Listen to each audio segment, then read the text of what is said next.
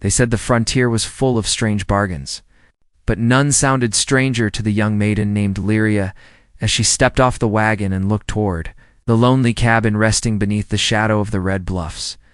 The evening wind carried the scent of pine, dust, and something older than both. Folks in town whispered that the Apache warrior inside that cabin had survived a battle no man should have walked away from. Some said he had taken an arrow meant for a child. Others said he fought 3 men alone. Whatever the truth was, one thing held steady. He was alive, but barely. The local ranch hands were too frightened to tend to him, so they hired her. Lyria stood still for a long moment, clutching the little cloth bag with her oils and herbs. She had never tended a warrior before, and certainly not an Apache.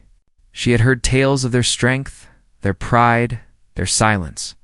The ranch foreman, a man called Bracken, had simply placed the coins in her hand and told her she was to give the wounded man nightly massages until he healed enough to ride again. His tone held a warning she did not fully understand. The task sounded simple when spoken out loud, yet something about it felt heavier than the bag she carried. The sky above was turning amber, sinking toward purple, and her boots sank softly in the dirt as she walked. The cabin door creaked before she even reached it, as if the place itself knew she had arrived. A line of horses tied out front snorted and stomped, restless. A wolf howled far off in the canyon. The world, she felt, was watching her. Inside, the warmth surprised her. A fire glowed low in the hearth, and beside it lay the warrior. He rested on a thick blanket of buffalo hide, his powerful frame half covered. His shoulders were broad, carved like stone, and the marks of battle told a story even before a word was spoken. His skin held the copper fire of the desert sun, and his long dark hair spilled around him like a shadow with its own breath. His name, she had been told, was Kalen. He was feared on the plains, respected by his people, and spoken of carefully by everyone else. Seeing him now, Lyria felt none of that fear. Instead, she felt the quiet weight of his strength, as if the whole room leaned toward him. Kalen stirred, but his eyes did not open. His breath was strong and deep, the kind that came from a chest built for long rides and hard battles. Lyria set her bag down slowly. Her heart beat louder than her footsteps as she approached him. She did not know if he understood English well enough to hear her words, so she kept her voice soft. "I was asked to tend to you. I hope you do not mind." He did not answer, but his hand twitched under the blanket. She knelt beside him and touched his shoulder lightly, testing his reaction. The heat of his skin startled her. It ran through her like a spark, and she pulled her hand back for a moment before forcing herself to breathe steady. She told herself it was only fear, only nerves, only the strangeness of the night. But deep down, she knew it was something else. The oils from her bag carried a warm scent. Made from pine resin and sage leaves she gathered on the trail, she rubbed a bit between her palms to warm it, then placed her hands gently on his shoulder again. His muscles, even injured, felt like coiled strength beneath her touch.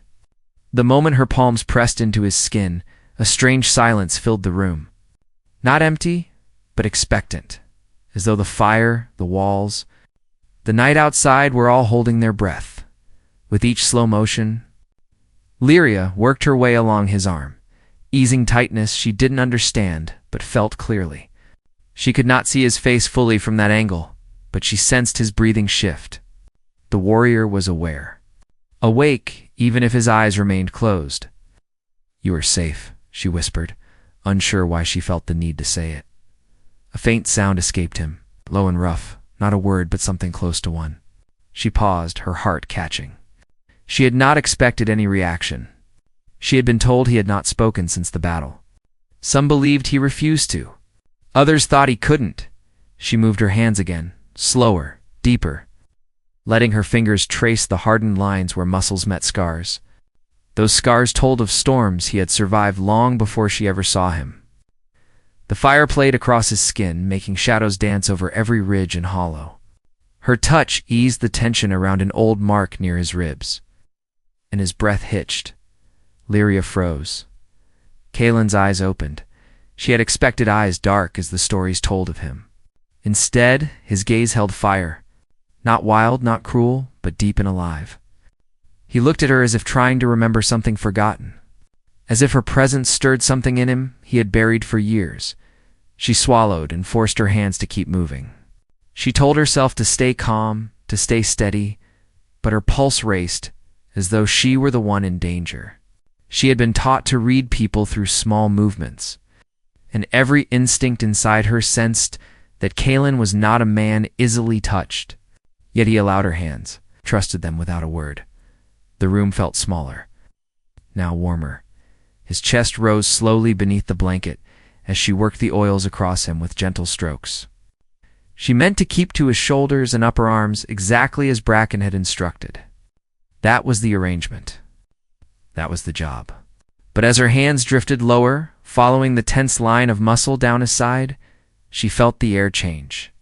A quiet heat curled through her fingertips and rushed up her arm like a hidden flame trying to speak. Lyria pulled her hands back again.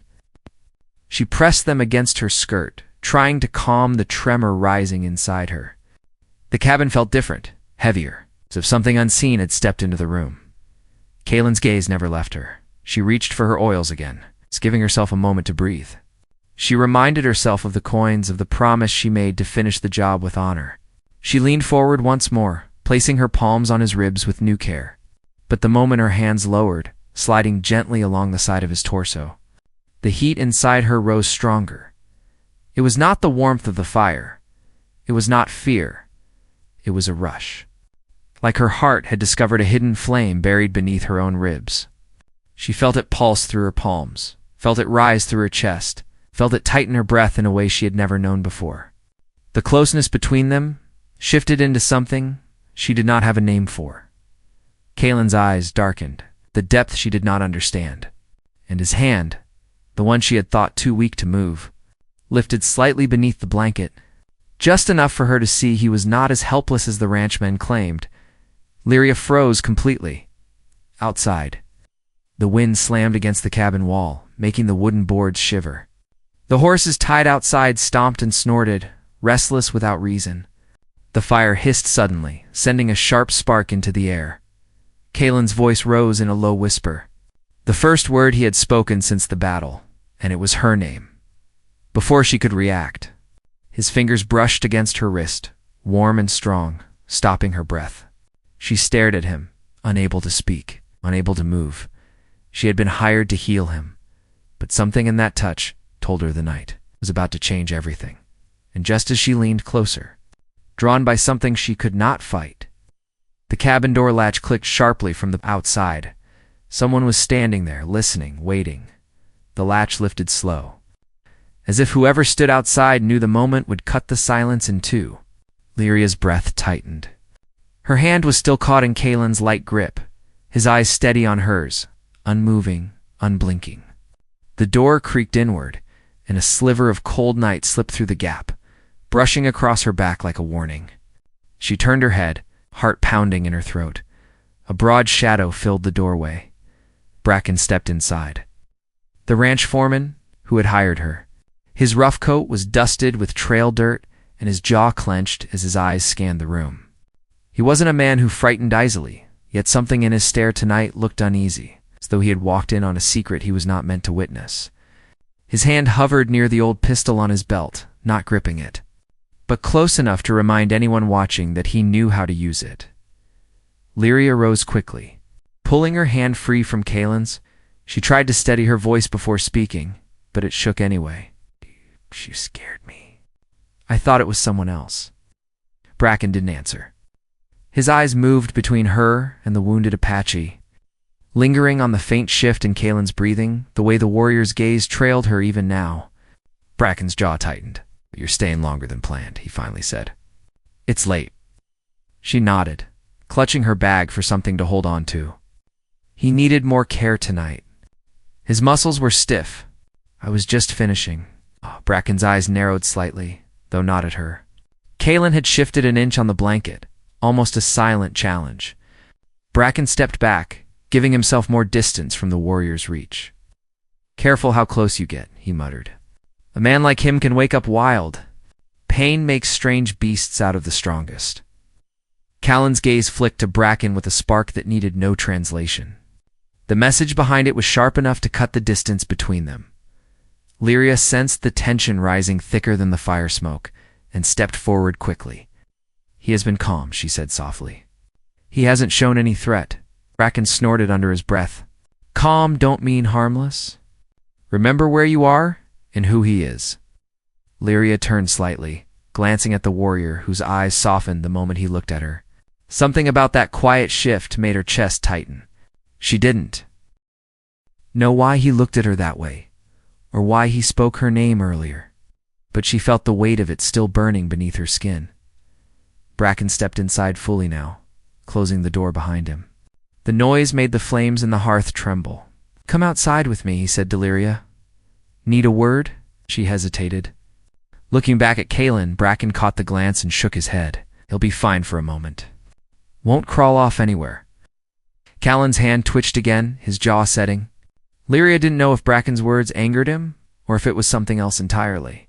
She let out a slow breath and walked toward the door. The night air hit her like cold water as she stepped outside. Bracken followed and shut the door behind them. The stars were sharp, scattered across the sky like frost on black stone.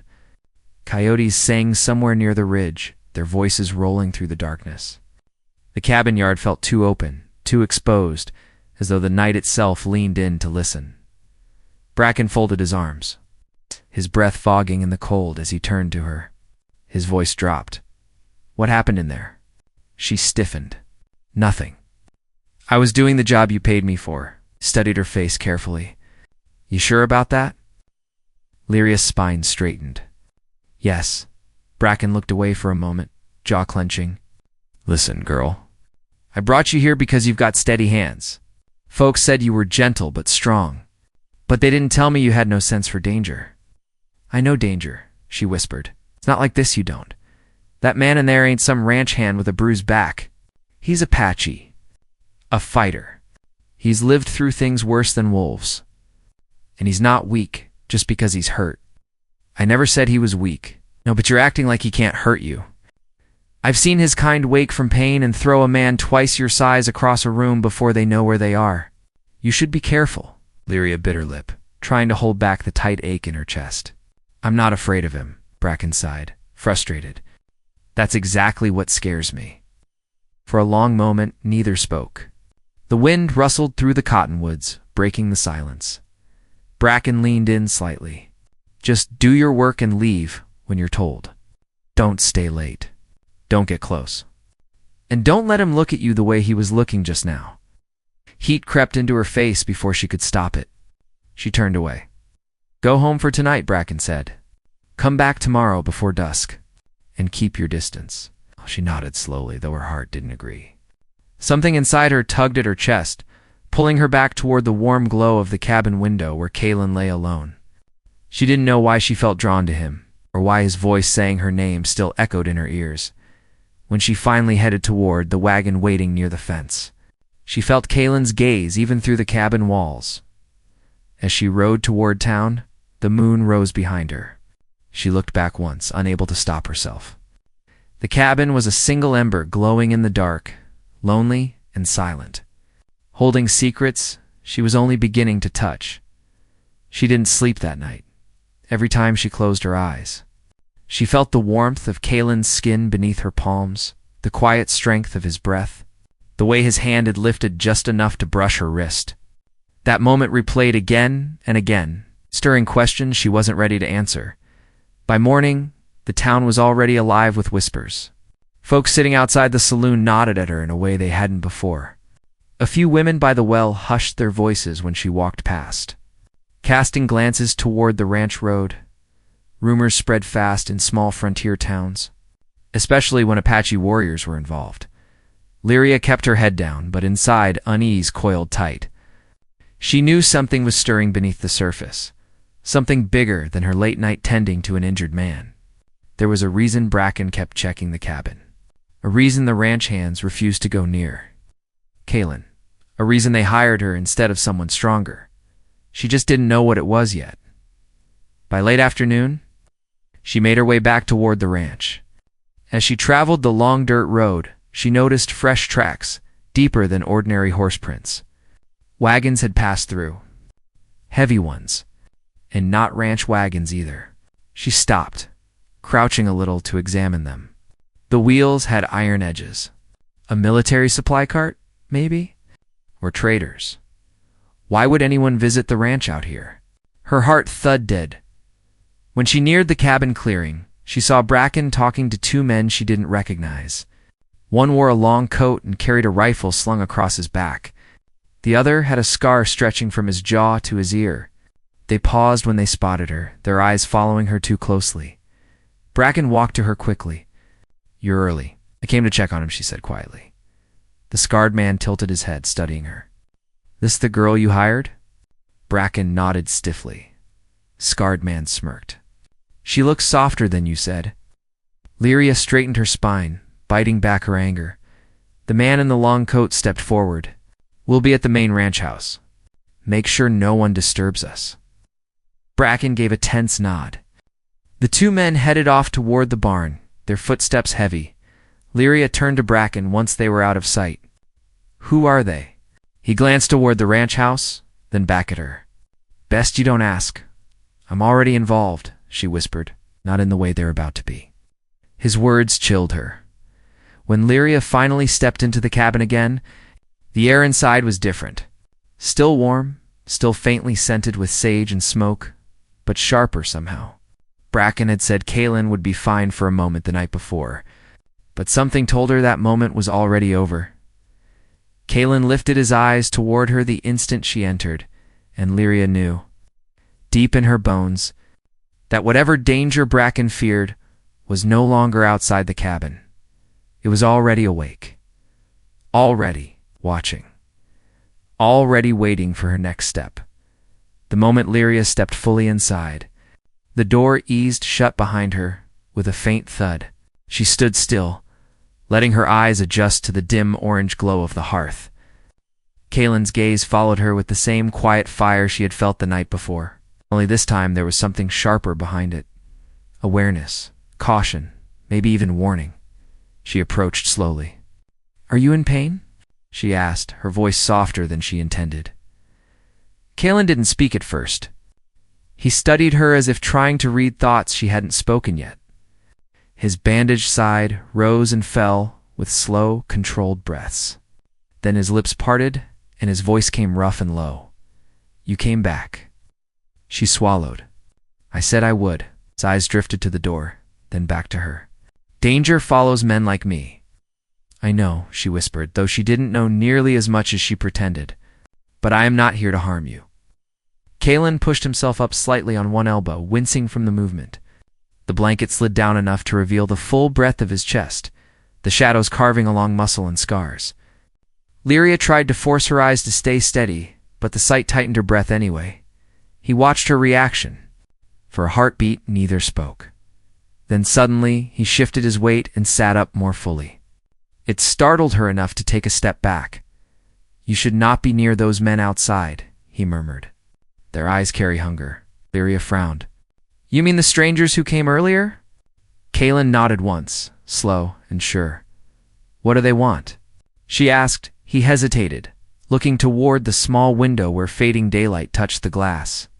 Outside, shadows moved across the yard. Voices murmured near the barn. The men in long coats had not left. Kaylin's jaw tightened. "My tribe has enemies. Some hide behind badges, some behind ranch walls. But why come here? Why now?" Lyria asked, her pulse quickening. Kaylin didn't answer. Instead, he shifted his gaze fully back to her, locking her in place. There was a question in his eyes, one he hadn't spoken but wanted her to understand. As if he wondered whether she was someone who could be trusted with truths men had died to protect. Before she could speak, heavy footsteps approached the cabin. Lyria turned quickly. Bracken stepped inside without knocking. His eyes flicked from her to Kaylin. The tension in the room sharpened again. "You," Bracken said, pointing at Lyria, "need to finish up quick tonight. No staying after dark." She nodded, but something in his voice felt wrong. It wasn't irritation. It wasn't even worry. It was fear disguised as orders. Bracken stepped closer, lowering his tone. Things are changing around this ranch. You need to be careful about who you talk to. Kalen's eyes narrowed at the man's back. Bracken didn't see it, or maybe he did and pretended he didn't.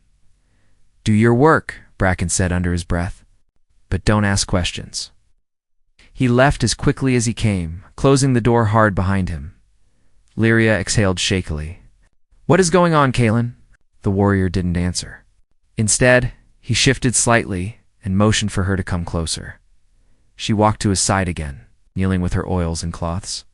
Her hands trembled slightly, though she tried to hide it. He could see everything. She knew that now. As she pressed her palms gently along the tight muscles of his upper arm, Kalen closed his eyes. But this time, it wasn't from comfort. It was restraint. Like every breath he took was weighed against something he couldn't control. You feel it, he murmured softly. The storm that waits.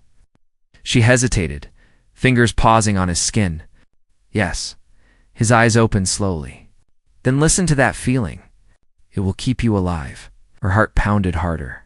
Kalen, if there is danger, I need to know. He exhaled slow. Some men hunt for land. Some for power. Some hunt for blood. The ones outside hunt for all three. She shivered. And you, she whispered. What do they want with you? Kalen didn't look away. He didn't soften his gaze. To finish what they started?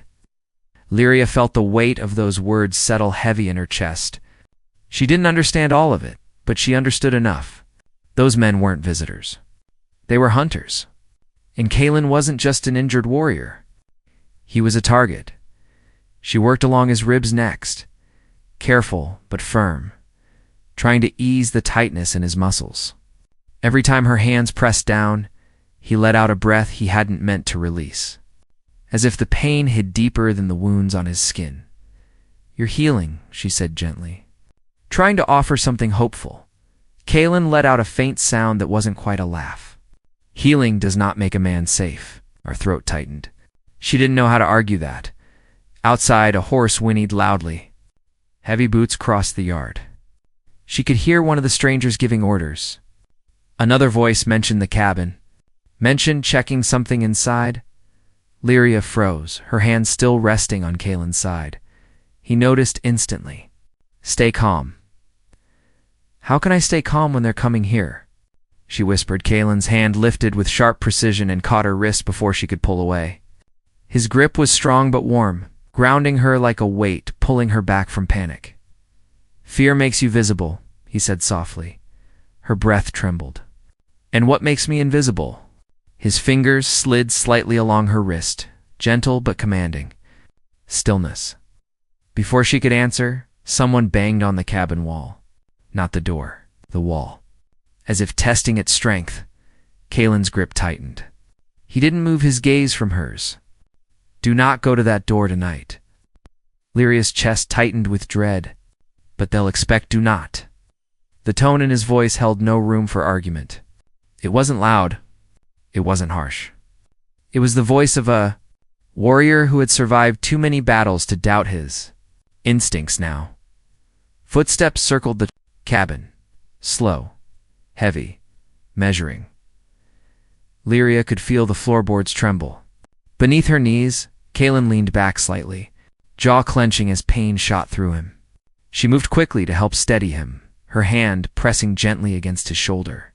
He didn't push her away. The footsteps paused near the door. A shadow filled the crack under it. Her breath stopped. Someone's in there, a voice outside. Muttered, let me see another. Answered. Lyria's pulse thundered in her ears. Kalen's fingers brushed her hand again, steadying her. Do not move. A moment later, the cabin latch rattled, twice harder the second time. Lyria's breath caught Kalen's eyes, sharpened into something fierce. He straightened as much as his body allowed, lifting his chin like a man preparing for a fight he wasn't strong enough to win, but would face anyway. The door didn't open instead. A deep voice outside muttered something she couldn't make out, followed by the sound of boots walking away toward the barn. The silence that followed was thick, enough to choke on. Lyria finally exhaled, but her hand still trembled. She sank to the floor for a moment, pressing a palm against her forehead. "They know," she whispered. Kaelin watched her carefully. "They suspect." "Not know?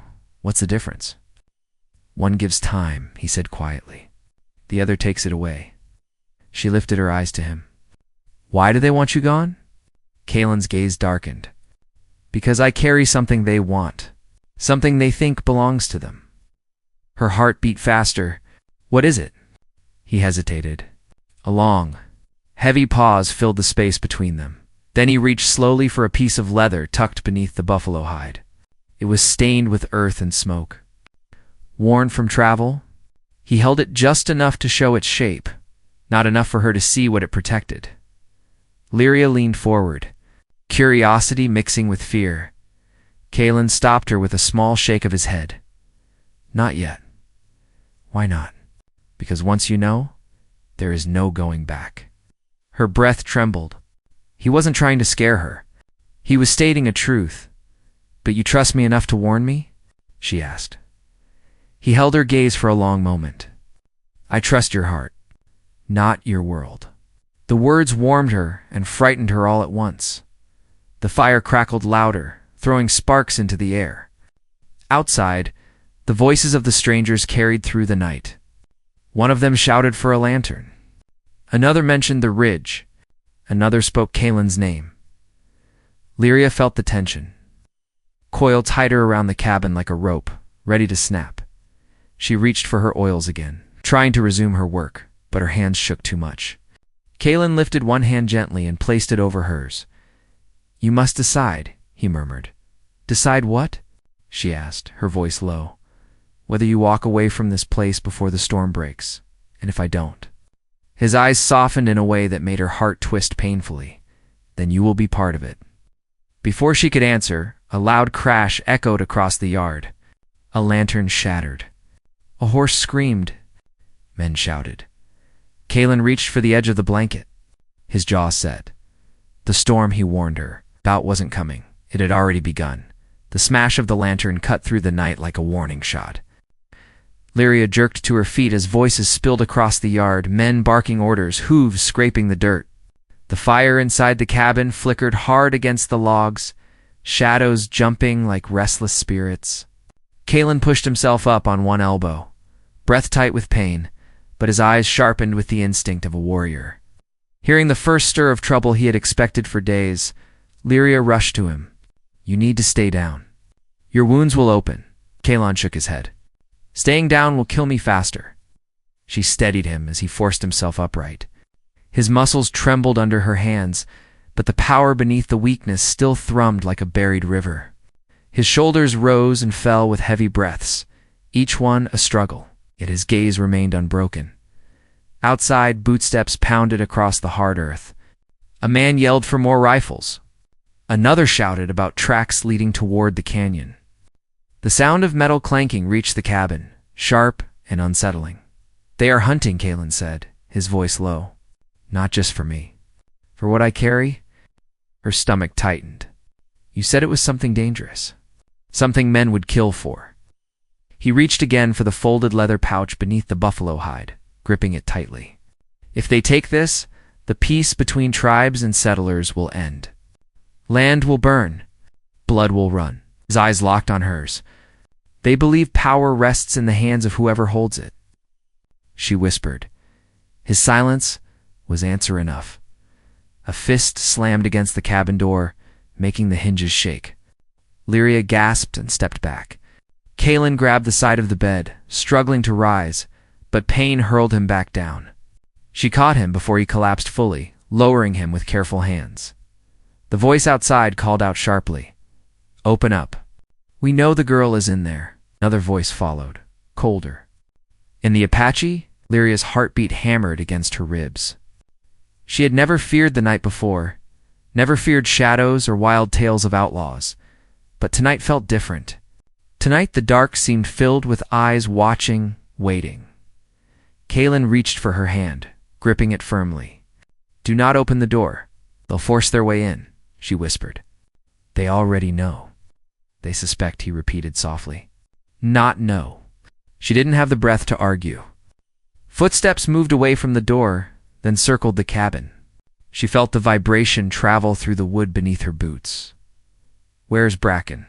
She whispered, hoping for an ally. Kalen shook his head. The foreman fears them. He cannot protect you. Not from this. She glanced toward the small window near the hearth. Shadows passed over it. Someone was climbing onto the crates outside, trying to peek inside. Lyria moved quickly and pulled the curtain down, letting the fire cast its light only inward. You must leave, Kalen said suddenly. Go through the back window. Ride to town. There is still time. She turned to him sharply. I'm not leaving you, his jaw clenched, frustration and worry blending together. I will not have your life risked for mine. You didn't ask me to risk it, she said softly. I chose to. He stared at her then, really stared, as though searching her face for a way to understand a choice that made no sense to him. His fingers brushed lightly against hers, not gripping now, only touching. His voice dropped. You are not part of this war. Maybe not, she whispered back. But I'm here, and I'm not running. The moment hung between them, heavy and trembling like a wire stretched too tight. Another crash shook the cabin. Someone kicked the back wall. The wood creaked under the force. The men were tiring of waiting. Kalen's eyes flicked toward the corner where his spear once leaned. It was gone, taken by Bracken days earlier for safety. The warrior clenched his jaw. They disarmed me. They won't get in yet, Lyria said, though she wasn't sure she believed it. We need to think. He breathed deeply, then pushed his back against the log wall, anchoring himself upright. Listen, if they break in, stand behind me. No matter what happens. I'm not hiding while you're hurt, she said, shaking her head. Kalen exhaled hard. Your courage is strong. But courage alone does not stop bullets. A rumble of voices outside rose again. One man shouted, Search the barn, then the sheds. The girl must have left tracks. Another voice snapped. If she's inside with him, we'll drag them both out. Lyria swallowed hard. What do they want with me? Kalen didn't hesitate. To use you against me. The realization struck her like ice. She stepped back, breath shaking. Because I've been helping you? Because they saw your fear, he said softly. And because they saw your care. She blinked, stunned. No one had ever said something like that to her. And certainly not a man like him. Somewhere under the fear and chaos, her chest tightened with something warmer, something confusing. Kalen looked toward the door again, shoulders tense. They believe affection is weakness. They will try to twist it. Lyria felt a slow shiver pass through her. The strangers outside had watched her too closely earlier, examined her too openly. Not because she looked harmless, but because she looked connected. She turned back to him. What do we do? Kalen shifted and winced as pain shot through his side. She moved instinctively, supporting him again. He didn't pull away. We wait, he said. And when the moment comes, we move. But move where? She asked. His gaze slid toward the back window. Into the canyon. Into the land where their boots stumble and their eyes fail. Her breath caught. Because you know it better. 'Cause it knows me, he corrected quietly. She felt him tense under her. Hands, as another set of heavy footsteps neared the porch fire. From the hearth, through long shadows over the walls, the air grew heavy, almost hard to breathe. The cabin seemed too small now, too fragile against the force gathering outside. Kalen lifted the leather pouch again, holding it with reverence that made her realize just how important it truly was. This, he said, is the proof of peace. But in the wrong hands, it becomes a weapon. What is inside? She asked. He hesitated, then slowly loosened the fold just enough for her to see the edge of something carved into wood. She couldn't make out the full markings, but what she saw was enough to raise goosebumps along her arms. Symbols layered and deep, not English, not simple art. It was given to me by the chiefs, he said. A promise of new ground. A covenant.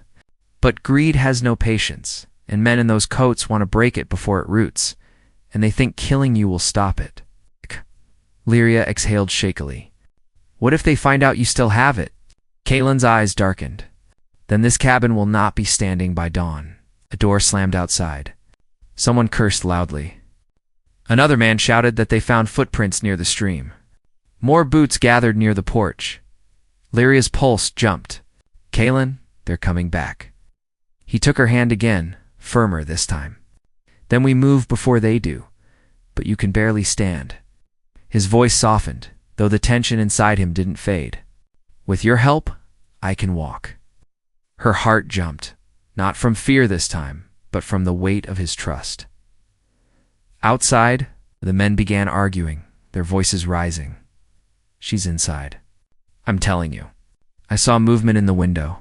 She's tending him. She'll listen if we threaten her. No, the Apache will fight if she gets touched. Caitlin's jaw tightened. His hand gripped hers harder. Lyria felt panic swirl, but beneath it, something steadier rose. A resolve she didn't know she had.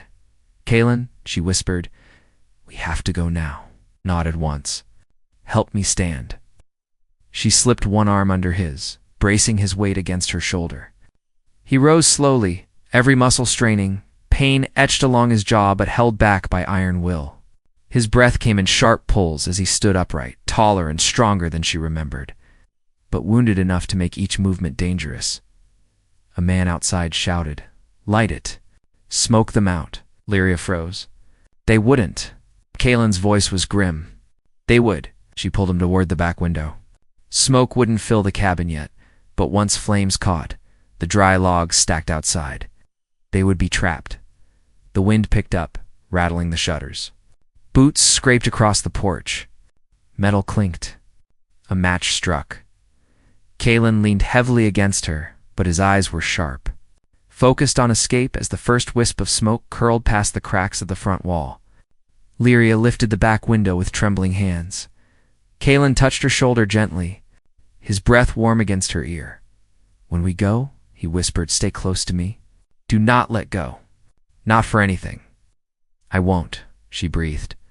Behind them, someone shouted as fire caught the first stack of kindling.